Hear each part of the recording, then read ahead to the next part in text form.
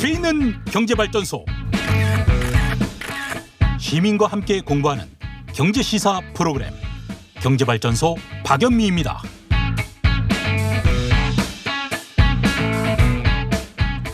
네, 오늘도 꼭 따져봐야 할 걸 따져보는 시간입니다. 한쪽으로 치우치지 않고 평균 대위에서 딱 따져보겠습니다. 경제기사 속에서 중심 잡는 법 배우는 따져봅시다.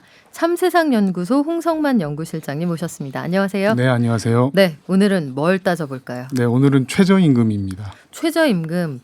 사실 최저임금 인상 그리고 인상폭을 두고 참 그동안 논쟁이 많았습니다. 네네. 결국은 뭐 사과가 나오기도 했는데 이 경제 상황이 어려운 데다가 자영업자들이 워낙 업황이 어렵다 보니까 올해는 최저임금 정할 때 진통이 더 크지 않을까 싶기도 해요. 예, 올해가 아마 이 정부에서 이제 마지막으로 정하는 그 최저임금인데요. 애초에 이제 정부에서는 그 최저임금을 1만 원 인상하겠다고 이제 공약을 했었는데 그래서 초기에는 이제 최저임금을 꽤 많이 올렸습니다.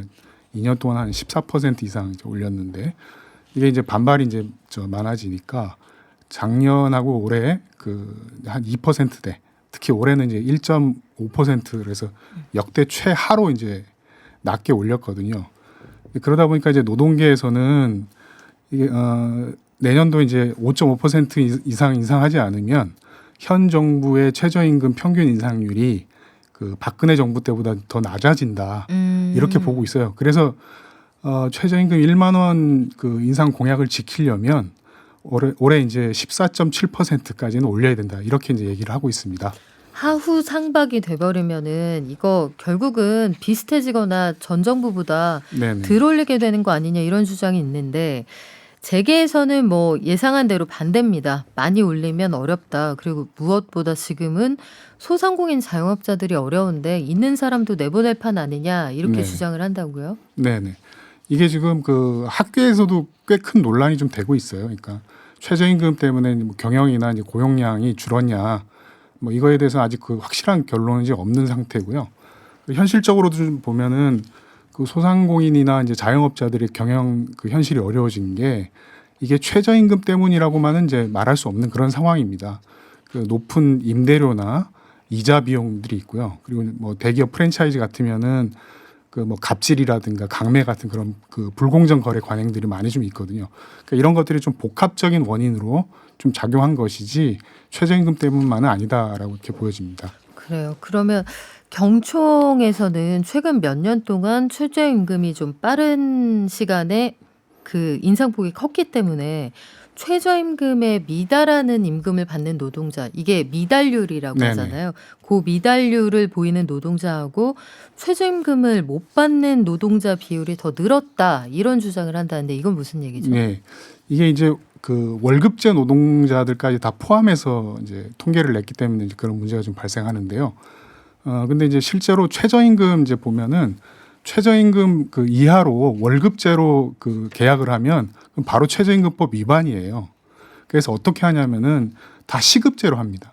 그 시급제로 예를 들어서 내가 시급제로 이제 최저임금으로 그 계약을 했는데 3시간 일했는데 3시간 다 주지 않고 2시간 주고 2시간 일한 것만큼만 주기 때문에 이게 이런 식의 이제 문제들이 발생하는 거거든요.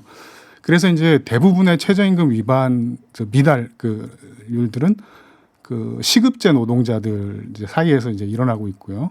그 시급제 노동자들 중에는 한 2만 3천 명 정도가 지금 미달하고 있다고 보여져요. 그래서 1.1% 정도인데 이거는 이제 통계적인 오차 뭐 이런 것들을 고려해 보면 지금 경총에서 주장하는 그런 문제는 아니다라고 보여집니다. 네, 이거는 확실한 팩트 체크하고 현장 조사가 좀 필요할 것 같은데 다른 걸 다 차치하고라도 3시간 일했는데 2시간 임금만 주면 노동법 위반입니다. 네.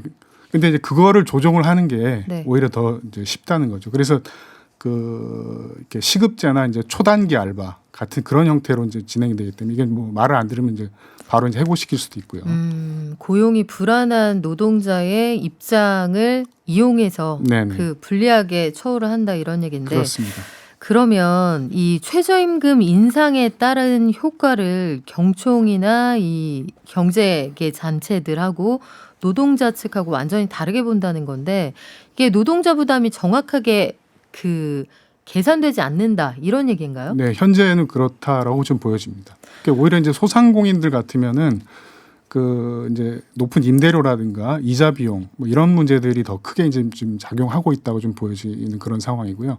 그리고 실제 이제 코로나 그 예산 집행들을 보면 그 소상공인이나 자영업자 지원하는데 그 결국에는 이자나 임대료 비용으로 다 들어가게 돼 있잖아요. 그러니까 이거는 이제 노동소득을 그 지원해 주는 게 아니라 이제 불로소득자들에 대한 뭐 지원 형태로 들어가기 때문에 뭐 이것 자체가 좀 굉장히 좀 문제가 되는 게 아니냐라고 좀 생각이 좀 들고요. 네. 근데 그 최저임금위원회나 아니면 정부도 이런 고민은 있을 것 같아요. 보면 임대료는 이 사인 간의 계약 문제라 정부가 직접 개입하기가 어려운데 네, 최저임금을 정하는 데에는 어쨌든 공적인 영역에서 이 합의를 도출할 수 있는 부분이 있기 때문에 가능하죠. 예. 그렇죠. 요쪽을 조정함으로써 약간 전체적인 합의를 만들어 갈 수 있지 않겠느냐 이렇게 접근을 해왔는데 네네. 또 반발이 있단 말이죠. 이게 참 쉽지 않은 문제인데 자영업자들 어려운 거는 우리만 그런 건 아니잖아요. 해외의 그렇습니다. 상황은 어떤가요? 뭐 미국을 좀 보면은 미국도 마찬가지인데 미국은 이제 바이든 행정부가 이제 새로 들어서면서 아주 화끈하게 이제 인상률을 발표했어요. 그 연방 최저임금을 100% 넘게 인상하겠다 이렇게 발표했는데 지금 현재 최저임금이 7.25달러 수준이거든요. 저희랑 거의 비슷합니다. 이거를 15달러까지 올리겠다. 15달러면 17,000원 정도거든요. 두 배 이상 이제 이렇게 인상하겠다라고 지금 발표를 했습니다. 하지만 이제 여러 가지 이제 어려움들이 네. 좀 있는 상황인데 그 미국 의회 예산국이라고 하는 데가 있는데 여기 이제 2019년 보고서를 보면 2025년까지 최저임금을 15달러로 올리면 2,700만 명의 노동자들 소득이 올라간다 그러고 그리고 수백만 명의 노동자들이 빈곤 상태에서 벗어날 수 있다고 이제 분석을 해요. 그런데 이제 다만 그 130만 명의 이제 실업자가 발생한다 이렇게 좀 분석하고 있습니다. 그러니까 이제 미국에서는 최저임금을 15달러로 올려서 수백만 명의 이제 노동자들을 빈곤 상태에서 벗어나게 하고 네. 그리고 이제 그 나머지 이제 실업자들은 이제 별도의 이제 실업 대책으로 그 구제를 하겠다 이제 이런 이제 그 계산들을 하고 있는 그런 것이죠.